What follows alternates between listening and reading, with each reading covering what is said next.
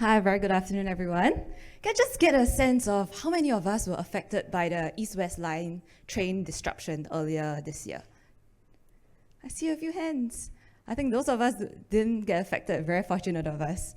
You know, just to share a little bit about the background of that, we had to support SBS Transit with the bus bridging program that helped to bridge the gap in the disruption.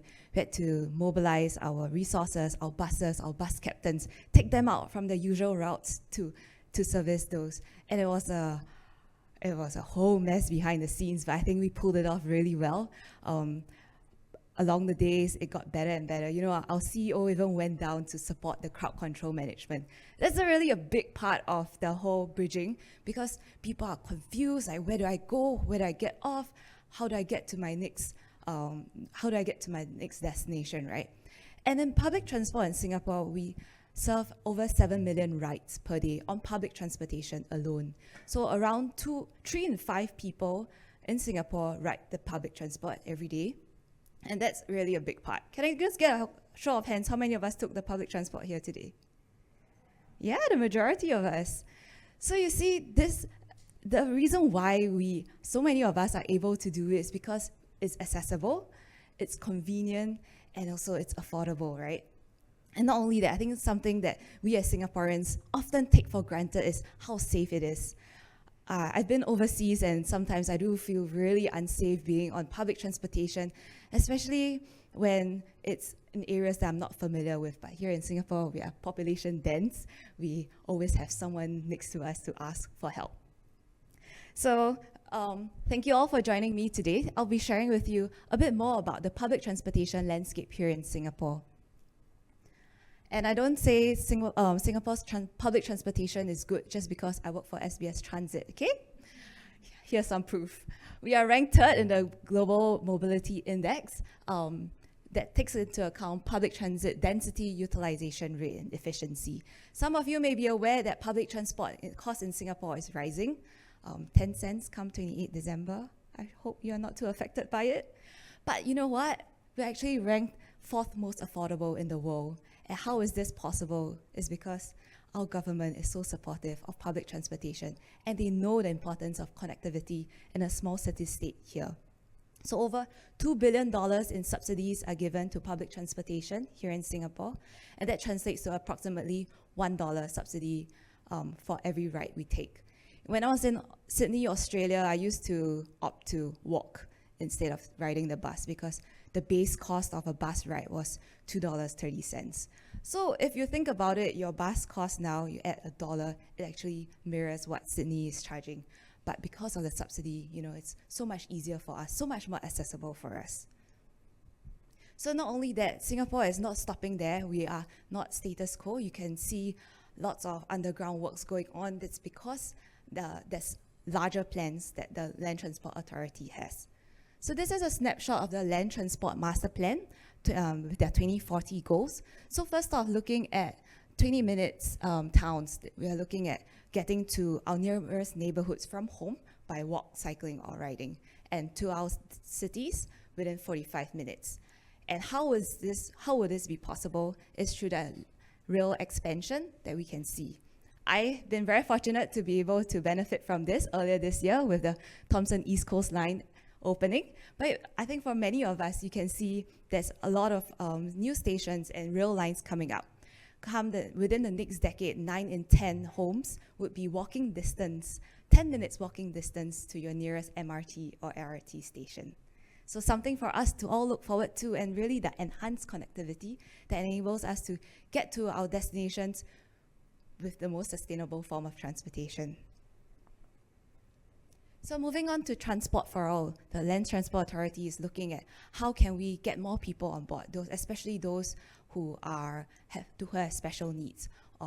So what they're doing is not just creating a more caring commuting culture, which we all may be familiar with. Back down Ben, move in Martin, stand up Stacy, anyone familiar with them? Yeah, so this is a caring commuter culture that we are currently building, but on top of this, they are also looking into making more wheelchair friendly, wheelchair accessible, and also considering our aging population here in Singapore, the LTA is also installing simple things like benches along the walkways, just so our elderly folks can have a rest. If not, the easy thing is to just hop onto a taxi. But here, just little things like that really gets us going. And moving on to healthy lives and safer journeys. Here we can see in the diagram, electric buses. Anyone has ridden on an electric bus so far? A few hands? Yeah? Very silent, right? There hasn't been many electric buses that come into Singapore yet, so it's really rare that I get a chance to ride on them. But we are growing. The goal is for 50% of our public bus fleet to be electrified by year 2030 and 100% clean energy fleet by 2040. So we are well on our way there. If you are aware or read the newspaper articles, there's been a tender for 2,000 electric buses recently, and we can look forward to more. Fortunately, unfortunately, it's not as easy as buying a Tesla. How chargers can even connect to your homes if you're in a home with such charging facility. But with buses, with such a large-scale fleet, a lot of implementation plans have to be put in place, building infrastructure, grid sustainability, etc. So here's a snapshot of our latest and greatest bus depot. So this is our Sengkang West depot. It's so new that it's not even operationalized yet. We just got the keys to it. We just handed over in October, just last month. And we are furnishing up, getting ready for our operations come January. And so here, it's home to 240 electric bus chargers, high-speed chargers so fast that it can charge up a single-deck electric bus within 1.5 hours. So this is the first of its kind here in Singapore, and we are really excited to operate it. And as you can see, the buildings are also equipped with solar panels, rainwater harvesting systems, and even comes with a green roof. So the LTA is very intentional when it comes to building new buildings, and this was BCA Green Mark Platinum certified once it was ready and built. So lots of things that we can look forward to from the LTA.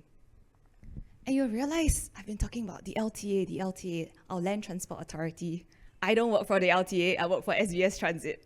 So why I talk so much about LTA is because since 2016, all our vehicles, our infrastructure, even our systems in the public transport landscape are all owned by the LTA to make sure it's seamless across the board.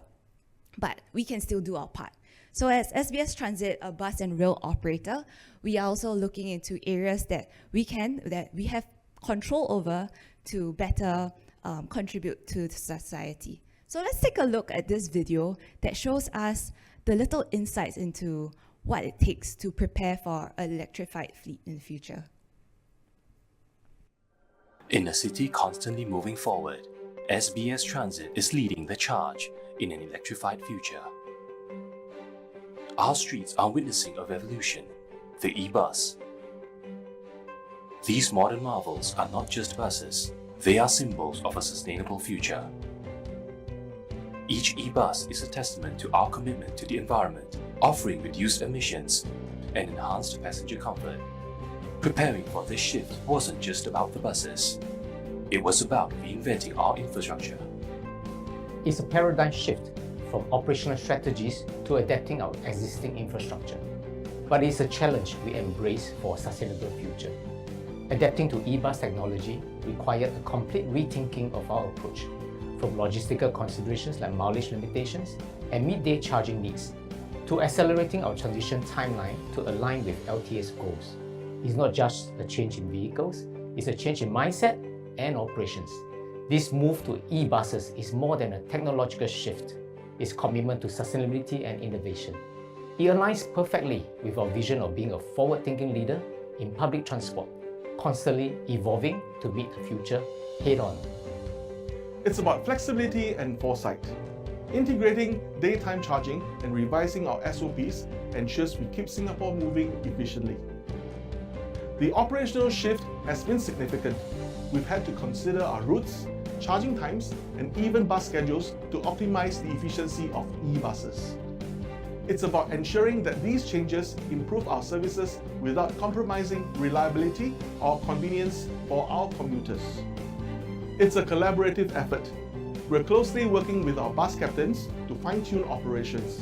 This includes real-time management of bus schedules to accommodate charging needs and allocation of routes to maximize e-bus efficiency. So I hope that gives us a better appreciation of our electric bus fleets that's coming up and the preparation that's going behind it. So as a bus operator, with a fleet of over 3,000 buses. Each double-deck bus has 6 wheels. If you never noticed, I had to count. And our single-deck buses have 4 wheels, and all of which have to be replaced every 6 months. And that's a lot of tires that we go through every year. So what we do is that we retread our tires. How so? Is through this process that enables us to retread our tires 2 times while still maintaining the integrity of the core of the tires. And in 2003 alone, we saved over 21,000 tires from going to a landfill through this retread process. And that's over 1,000 tons of waste. In addition to that, since the bulk of our bus fleet now is still running on diesel, we are still looking at ways to further increase our fuel efficiency. So we have this telematics system that provides safe and eco-driving. So as you can see here, there are certain indicators, or if you've been on buses and seen flashing or heard noises, buzzing noises at the control panels, it may just be one of these. These are real-time indicators for our bus captains when they are not driving in the most optimal ways. So like harsh braking, acceleration, and speeding are ways that are actually not very economical driving ways that we target for our bus captains to improve on. So not only that, all these data points are collected and reflected on the dashboard that reflects on the bus captain's performance and affects their bonuses. So really, it's for us, how we can encourage them is, money always talks, right? So that's one of the key ways that we are looking into increasing our fuel efficiency. And on the topic of water, we actually use a lot of water for a public transport company. I never thought this would be a concern, but we do. To keep our buses clean, we actually put our buses through this automatic bus washing machine every other day. But the good thing about this machine is that it's fitted with filters that filters away the residue and enabling us to reuse 80% of our water. So the water that comes in, 80% of that is reused, filtered, and goes through. Not only that, we also enhance our nozzles on this bus washing machine that enable us to use less water with the same efficiency. So we adopted this tweak with our rail track washing system as well. And in 2003 alone, we saved 26.35 megaliters of water. That's a lot of water. So to put it into better context, that's about 10 Olympic-sized swimming pools worth of water saved just last year alone. So we are constantly looking at these little tweaks and what we can really do to save our resources. Moving on to community inclusiveness, earlier I spoke about LTA's goals for more inclusive transportation and transport for all, basically. So to help the all, we have introduced this campaign called Find Your Way to address the needs of our elderly with dementia, with these colorful murals and traditional logos for them to identify and be familiar with the area, the bus interchange especially, that they are at. And to serve our visually handicapped community, we've introduced WayMap. WayMap is an audio sensorial system that enables our visually handicapped community to navigate around our bus interchanges and MRT stations. This is something very close to my heart as well, because actually this guy you see in the picture is my secondary school classmate. His name is Hong Shen, and this is his guide dog Claire. So with such technology, he's able to confidently navigate bus interchanges, MRT stations that he's not too familiar with. And then last but not least, to serve the young.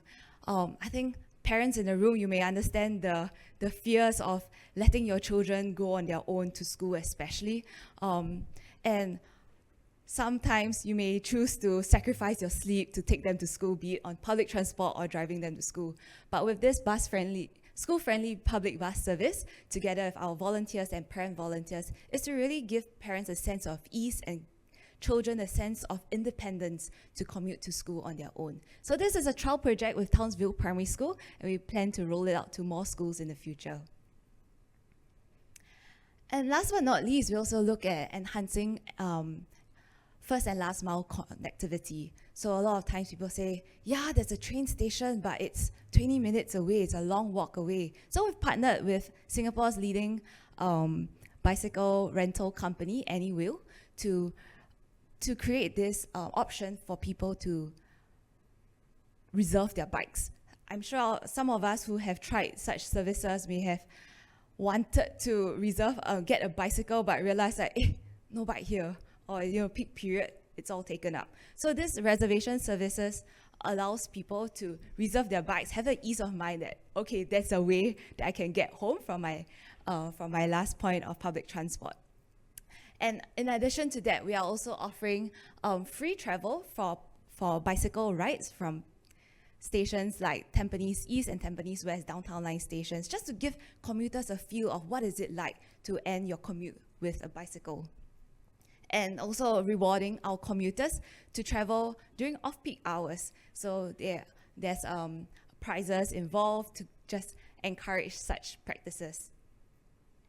So I think this is a general snapshot of one of the more exciting sustainability initiatives. I think those sustainability practitioners here in the room know that actually there's so much work to sustainability, and not all of them are as sexy as it is. So I hope you guys have a better understanding of what we are doing and what Singapore is doing to enhance our connectivity and really embracing sustainability.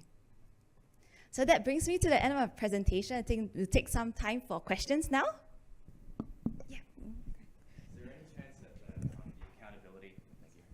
Is there any chance that that accountability platform for driving styles can be extended to cab drivers and Grab and Gojek? I'm sure, why not? As long as the companies want to adopt them. So it's a system that it's built into the buses. So as long as it syncs up, and of course there's some investments involved in it, but I think it can be easily adaptable. Yeah. Are there any other questions from the floor? If not, I'll ask one. Lynette, could you just give a rough sort of overview of what is SBS Transit's sort of long-term goals in terms of sustainability, and how is it aligning with, the Singapore overall master plan? That's a great question. As a public transport operator, our main client is Land Transport Authority. It's not the commuters, So, of course, we need to align with our government's plans, our Land Transport Authority's plans, and ultimately the goal is net zero by 2050. It seems a bit far-fetched. We don't exactly know for sure how we're going to get there, but these little improvements along the way is really inching us forward. I think we are still hoping for big bang solutions out there, but for now we don't have great. We can look forward to the electrification of our fleet, which will definitely reduce our Scope 1 emissions, but it will be transferred to Scope 2, right? Though lower, but it's still emissions, but we are still looking into ways to really optimize our operations that way.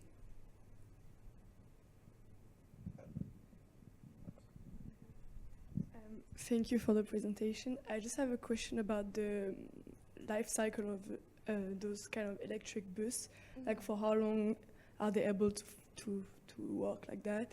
And are you doing some partnership in order to recycle like all the battery when they are at the end of their life and everything? Yes.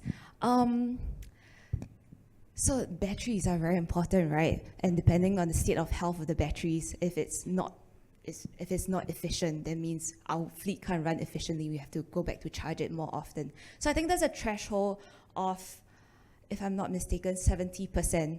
Until once it hits 70%, we have to retire the batteries. So we've actually recently signed a MOU with a local company to look into recycling these batteries. So this company is called New Batteries, based in Singapore.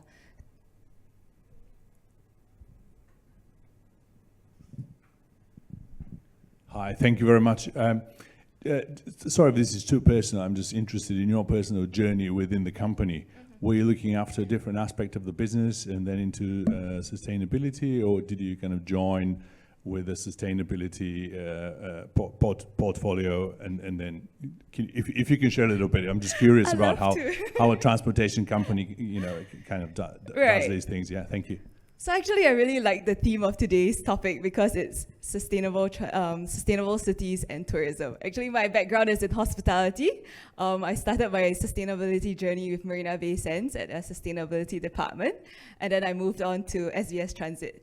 And what I really like about SBS Transit is because of how sincere they are with sustainability.